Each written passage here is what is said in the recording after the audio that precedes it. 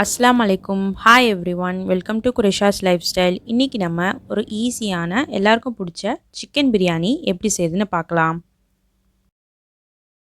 ஓலை கொதிச்சதுக்கப்புறம் 1/2 kg rice add பண்ணிக்கிறேன். ஊற வச்சது 1 டேபிள் ஸ்பூன் ஆயில் ஊற்றிக்கிறேன். சால்ட் போட்டுக்கிறேன். ரைஸ் 70% வெந்தால் போதும். ட்ரான்ஸ்ஃபர் பண்ணி வச்சுக்கலாம். இப்போ சட்டியில் 1/2 கப் ஆயில் ஆட் பண்ணிக்கிறேன். 2 ஸ்பூன் கீ போட்டுக்கலாம்.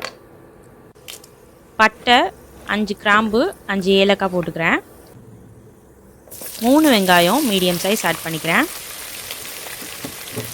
இப்போ இதை நல்லா வதக்கிக்கலாம். வெங்காயம் நல்லா கோல்டன் ப்ரௌன் வர வரைக்கும் இதை நல்லா வதக்கிக்கலாம். வெங்காயம் வதங்கினா தான் நல்லாயிருக்கும் பிரியாணி டேஸ்ட்டாக. இப்போது 3 டேபிள் ஸ்பூன் இஞ்சி பூண்டு விழுது ஆட் பண்ணிக்கிறேன். இதை 1 நிமிஷத்துக்கு வதக்கிக்கலாம்.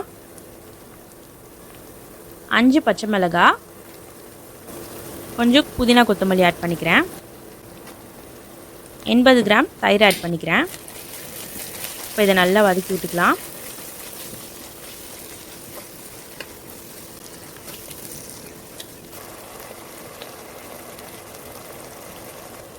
இப்போது 2 தக்காளி மீடியம் சைஸ் ஆட் பண்ணிக்கிறேன். இதை நல்லா வதக்கி விட்டுக்கலாம். மசாலா சேர்த்துடலாம். இப்போது 2 tablespoon chilli powder, 1 tablespoon garam masala, கொஞ்சம் உப்பு. சில்லி பவுடர் உங்களுக்கு ஏற்ற மாதிரி நீங்கள் போட்டுக்கோங்க பார்த்து. தக்காளி நல்லா வதக்கி விட்டுக்கலாம். நல்லா வெந்திருக்கணும்.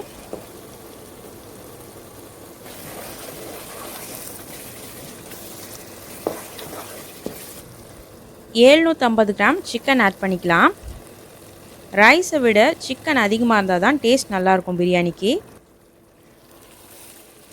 6லேருந்து 7 நிமிஷத்துக்கு இதை மீடியம் ஃப்ளேமில் வச்சு அப்படி நல்லா வதக்கிக்கலாம்.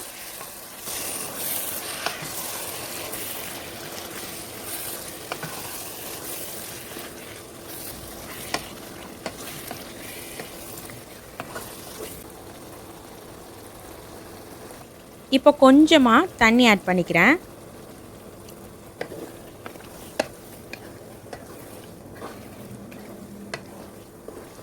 இப்போ இதை மூடி வச்சு 10 நிமிஷத்துக்கு லோ ஃப்ளேமில் வச்சு வேக விடலாம்.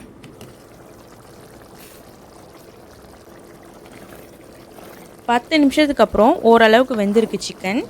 இப்போது 1/2 லெமன் ஜூஸ் ஆட் பண்ணிக்கலாம்.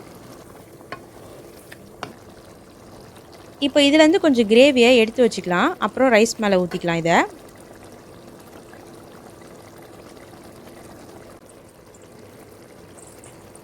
இந்த ஸ்டேஜில் ரைஸ் ஆட் பண்ணிக்கலாம்.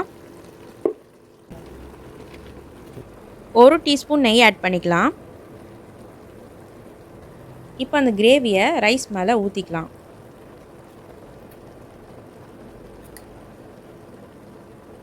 இப்போ கீழே இந்த மாதிரி அயர்ன் பிளேட் வச்சு தம்மில் போட்டுக்கிறேன். ஃபாயில் பேப்பர் வச்சு கவர் பண்ணிக்கலாம். நல்லா டைட்டாக மூடிக்கலாம். இதை 10 நிமிஷத்துக்கு லோ ஃப்ளேமில் வேக விடலாம். 10 நிமிஷத்துக்கு அப்புறம் பிரியாணி நல்லா ரெடி ஆயிடுச்சு. நல்லா வாசம் அடிக்குது. பார்க்கவே நல்லா இருக்குல்ல.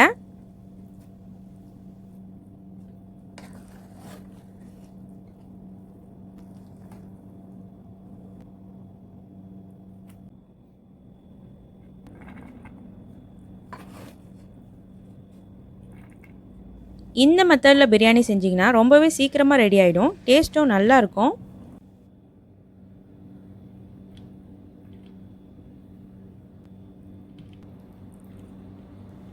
இதுக்கு சைடிஷாக நான் முட்டையும் வெங்காய பச்சடியும் செஞ்சுருக்கேன். ரொம்பவே நல்ல காம்பினேஷனாக இருக்கும் இது.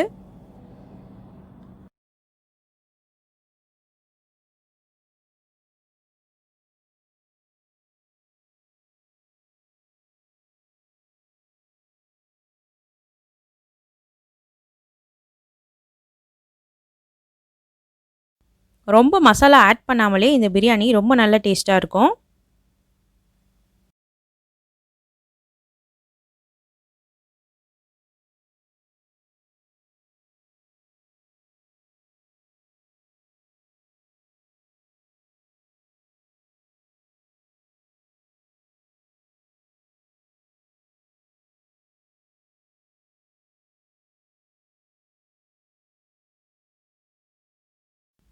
நீங்களும் ட்ரை பண்ணி பாருங்கள். பிடிச்சிருந்தா ஷேர் பண்ணுங்கள்.